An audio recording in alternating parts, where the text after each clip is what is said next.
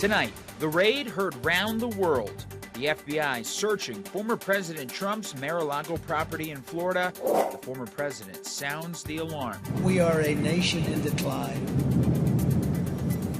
We are a failing nation. Releasing a campaign ad on the news. Soon we will have greatness again. All this and more tonight on Faith Nation.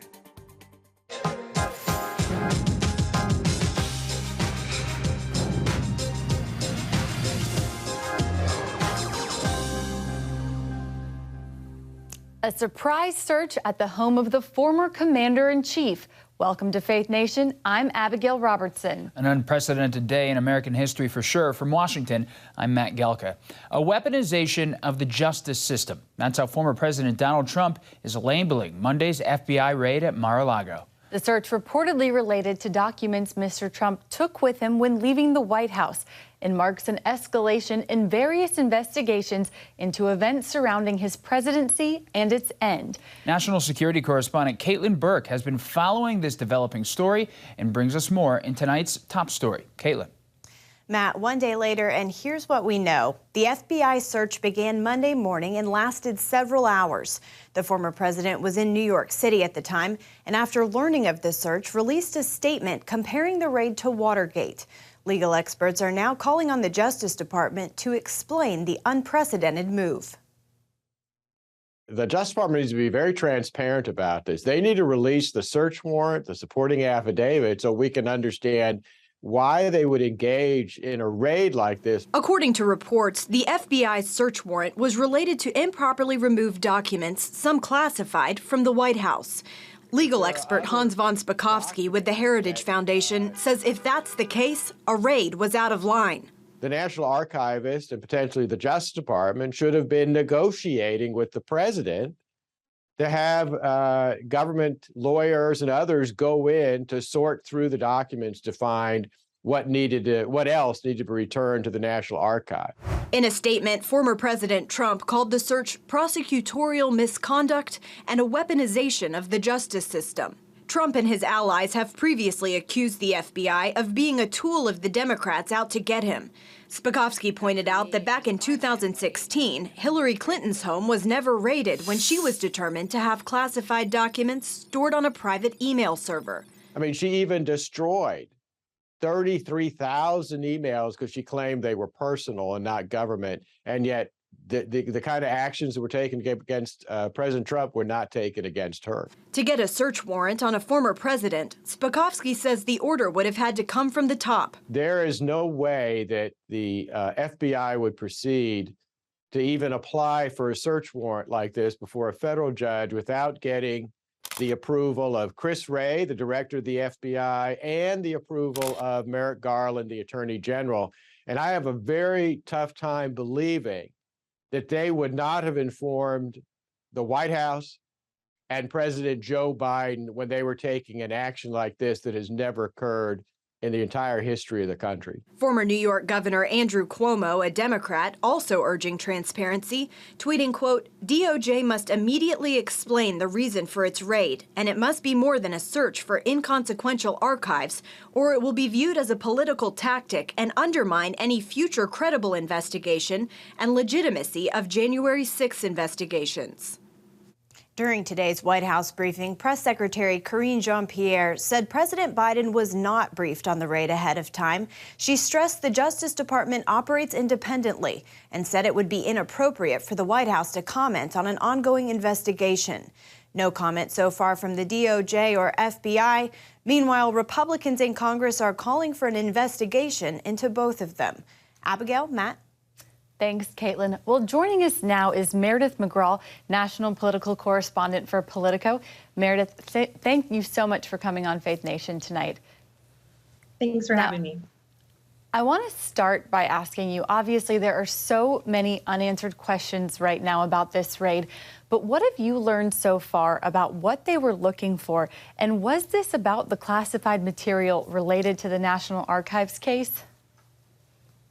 Well, we're learning bits and pieces as the day goes on, but last night, Eric Trump appeared on Fox News, and he was the person who informed former President Trump that Mar-a-Lago was being searched by the FBI on Monday morning. And he says that it was in relation to the National Archives. I spoke with an attorney for the former president who confirmed as much as well and said that paper documents were seized. And we do know that the Justice Department has been looking into how the former president and his team handled classified documents after he left the White House. We know that they issued a subpoena. They convened a grand jury to investigate this more. And in order for the FBI to conduct this search warrant, they would have had to get approval from a federal judge and prove that they had reason to believe that the former president committed a crime here, and that what they're looking for, whether it's documents or whatever nature of what they're looking for is, we still don't know exactly, that it was there at Mar-a-Lago. Meredith, by any measure, this is unprecedented. We've never seen anything like this before, a search on a former president's property. You just mentioned the approval they needed from the federal judge, but how likely is it that Attorney General Merrick Garland personally approved this warrant? Well, for any sort of investigation into a high-profile political figure, we do know that the DOJ had issued a memo that said they would have to make the highest levels of the DOJ aware of that. So I don't know if Merrick Garland was specifically involved with that, but we do have reason to believe that this went all the way up to the top, perhaps, in clearing this. And of course, there's so many sensitivities about dealing with a former president and just dealing with this sort of highly politicized investigation at this moment. Mm-hmm. And Meredith, we have just under a minute left, but in an article you wrote today, you said your sources close to Trump are telling you this is going to expedite his decision to run again in 2024. I want to ask you, just so far, how is this playing politically for the former president, and what might happen to him if they have found something? Well, we've seen a lot of Republicans rally around the former president. Everyone from Florida Governor Ron DeSantis to Kevin McCarthy and, of course, Trump's allies in Congress have viewed this as an overreach. Some others have taken a more cautious approach, like Senator Tim Scott. But I know for a lot of people around Trump, they have seen this as a politically galvanizing moment for them. They feel that the former president was wronged and the FBI stepped over a line here, and that this could certainly embolden him as he moves towards potentially announcing a 2024 run. Well, Meredith, thank you. We're going to have to hold it right there, but Politico's Meredith McGraw, thank you so much for joining us.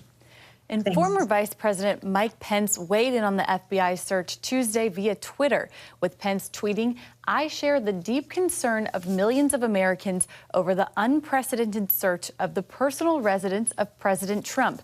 And he called on Attorney General Merrick Garland to publicly explain why the search happened. Pence biographer and Yahoo News politics reporter Tom LoBianco joined us earlier with why a potential 2024 run could make Pence's statement seem more toned down than other Republicans. Should it work as a tactic, it could potentially out more about the investigation. And here's why here's another reason why that is hypothetically good for Pence. It's not an investigation of him. It has the potential, should it work, of outing more about this investigation into a potential 2024 rival. So there's a double edge to that. And since news of the raid broke, Republicans have been coming to the defense of the former president and speaking out on the message the search sends. Earlier, I spoke with the Republican National Committee's Paris Denard on the potential consequences. For the Democrats is that they lose mightily in November. The potential consequences for America is that there is a continued erosion in trust in government, an erosion in trust in our elected officials, an erosion in the ability to attract young Americans of all walks of life to want to get involved in politics and run for office if they think that a political party can harass them politically because of their views. Many on the right have claimed this is just another Democratic attempt to smear the former president, while those on the left are quick to point out the head of the FBI is a Trump appointee. Denard says it's still fair to call this partisan politics. This now is our very own CBN News chief political analyst, David Brody. David, thanks for joining us tonight on Faith Nation. Great to have you, Abby. Great to have you. I want to start by asking you about an article from National Review commentator Andrew McCarthy, where he wrote that the FBI's raid on Mar-a-Lago was really about January 6th, and this search was much more than just classified documents. What do you make of that? Well, I think he's onto something kind of in a 30,000-foot view here, right? So the bottom line is that this seems to be indeed about classified documents, full stop. I think there is something obviously larger going on here. Oh, by the way, while they're down there and they're taking a little trip to Florida, anything on January 6th around there? I mean, we obviously know that they're looking for anything and everything, the whole kit and caboodle. So I definitely think there's a larger context to all of this, but right now we don't have those details. And that's really what's missing in this whole story. The details, the search warrant. What do we know? What exactly happened? Why was it done? This is going to be a trickle scenario. David, Republican Congresswoman Marjorie Taylor Greene tweeted, "Defund the FBI." Do you see this becoming a rallying cry for Trump-backed candidates in November? And on the other side of that, does this do some damage to the credibility of our institutions? Oh, there's no doubt it does damage to the credibility of our institutions. But then again, the FBI has had a long and checkered past throughout American history. I mean, we can talk about JFK, and then we can go back even before that, even the CIA. But just recently, right? I mean, I think that the problem is that if you've got Hillary Clinton, and here we go again, right, with the 33,000 emails and the bleaching and the BlackBerries and the hammers on the BlackBerries, and nothing was done.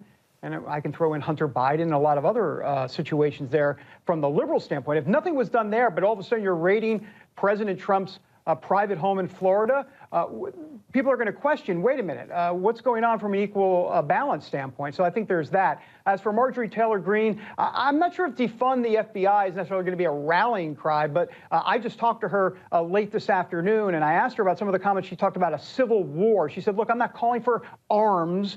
She doesn't want people to pick up arms as it relates to a civil war, but she believes that that has to be done at the ballot box, and I think that's where Democrats are going to see the most pain this November. And David, we have about 30 seconds left, but today House Republican leader Kevin McCarthy warned Attorney General Merrick Garland to preserve your documents and clear your calendar. If Republicans take back the House in November, is the Mar-a-Lago raid going to be the subject of congressional hearings? Yeah, it won't only be a subject. It'll be an a big 72 font bold headline. It'll be kind of like, in a way, the Republican January 6th committee, if you will. I mean, they're going to make it a big deal. It won't just be like a subject, but it'll actually be the whole big subject matter going forward. David, thanks so much for joining us and for your insight tonight. Coming up, kids circumventing their parents for the sake of sex changes. We'll show you where when we return.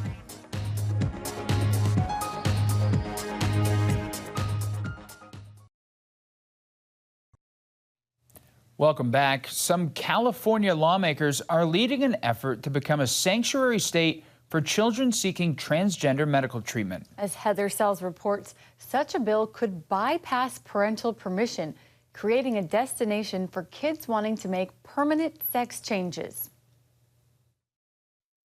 California lawmakers could open a gateway for out-of-state children to receive hormones, puberty blockers, and even surgery if this legislation passes. The stated goal: protect kids from states like Texas that consider those procedures to be abuse.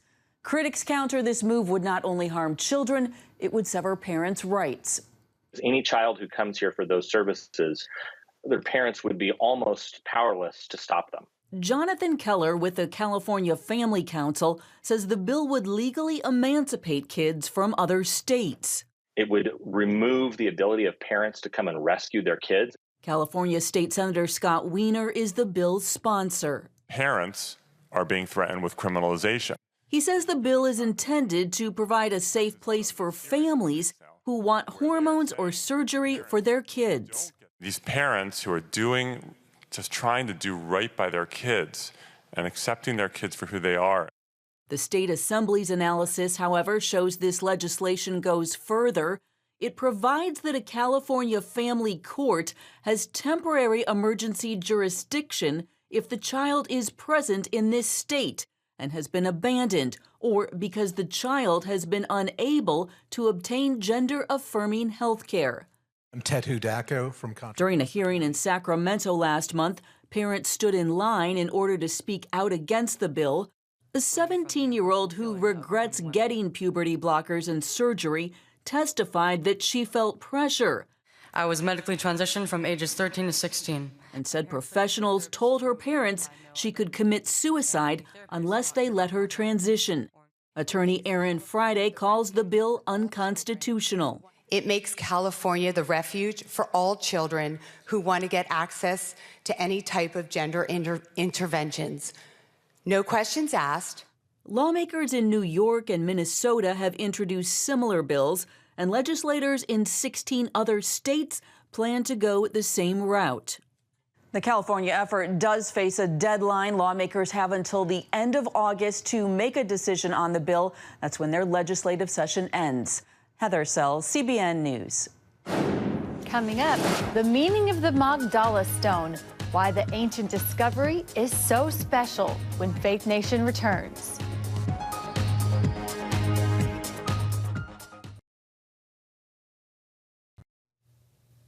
A stone found in an inner synagogue where Jesus may have prayed has made its way home to Galilee. It's called the Magdala Stone, and as CBN Middle East correspondent Julie Stahl reports, it holds a special place for people of faith.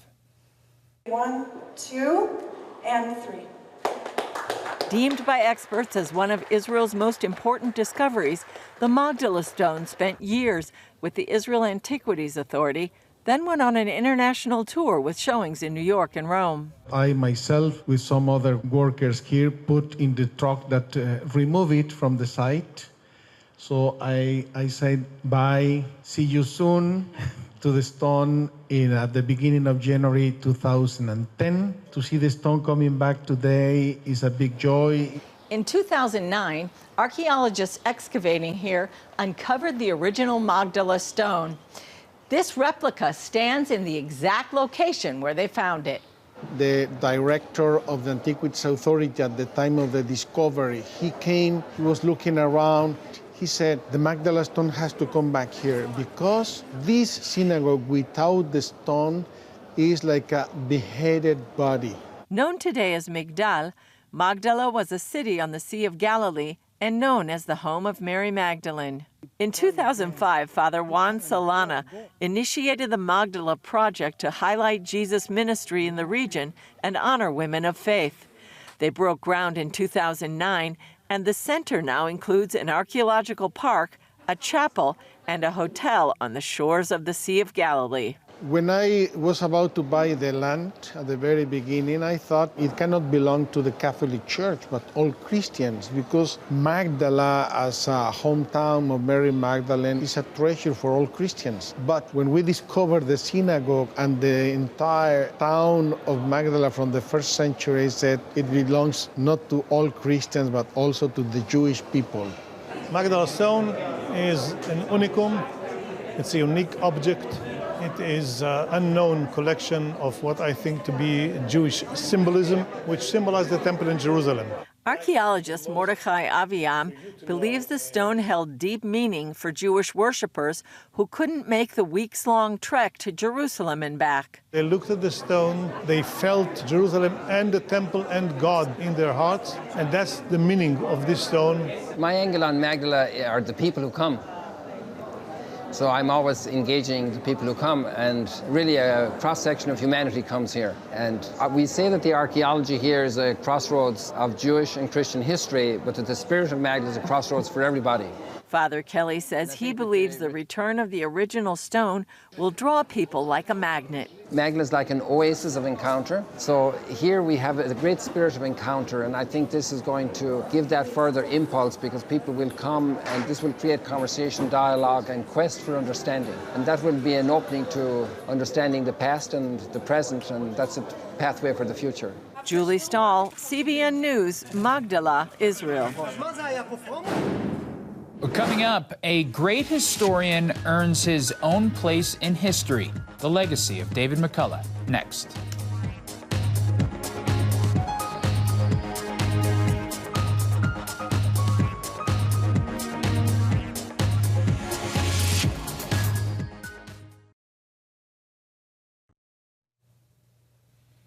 Finally tonight, remembering an iconic voice of American history.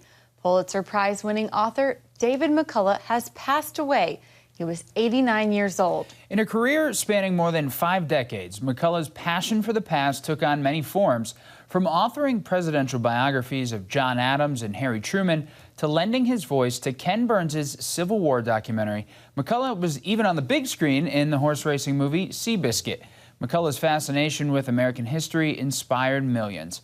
On top of countless awards for his writing, his achievements also earned him the Presidential Medal of Freedom. McCullough's big thing was history is about people and not events, which is why he wrote about so many of them, and he did it so well. He really did. Well, that's going to do it for us for tonight. Thanks for watching, everybody. We'll see you tomorrow.